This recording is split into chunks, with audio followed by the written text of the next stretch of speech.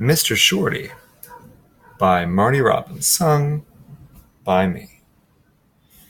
Nobody knew where he came from, they only knew he came in. Slowly he walked to the end of the bar and ordered up one slug of gin. Well, I could see that he wasn't a large man, I could tell that he wasn't too tall. I judged him to be about 5'3", and his voice was a soft Texas drawl. Said he was needing some wages, for he could ride for the West. Said he could do most all kind of work, said he could ride with the best. There in his blue eye was sadness that comes from the need of a friend. And though he tried, he still couldn't hide the loneliness there deep within.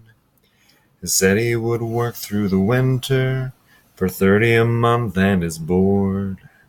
I started to say where he might land a job when a fellow came in through the door. And I could tell he was looking for trouble from the way that he came stomping in.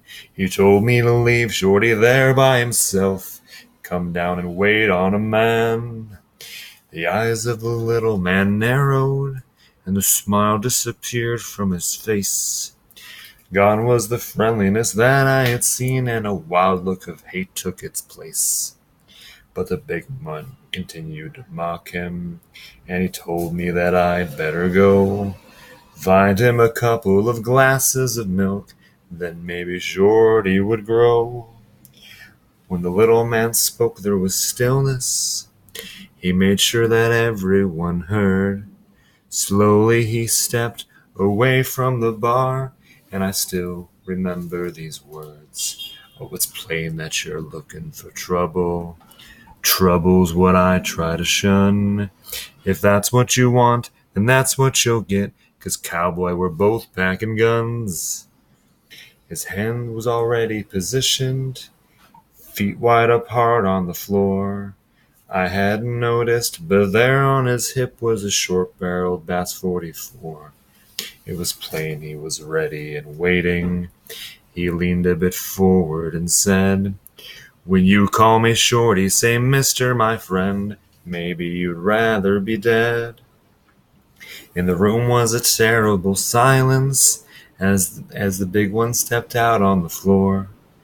All drinking stopped, and the tick of the clock said death would wait 10 seconds more. He cussed once or twice in a whisper, and he said with a snarl on his lips, "Nobody's mister to me, little man," and he grabbed for the gun on his hips. But the little man's hands was like lightning. The Bass 44 was the same. The 44 spoke, and it sent lead and smoke and 17 inches of flame. For the big one had never cleared leather. Beaten before he could start, a little round hole had appeared on his shirt. The bullet went clear through his heart. The little man stood there a moment, then holstered the Bass 44.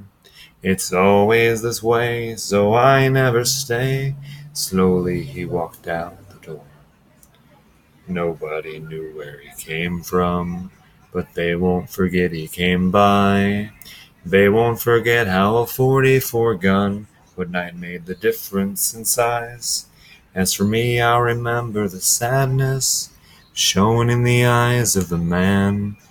If we meet someday, you can bet I will say that it's me, Mr. Shorty, your friend.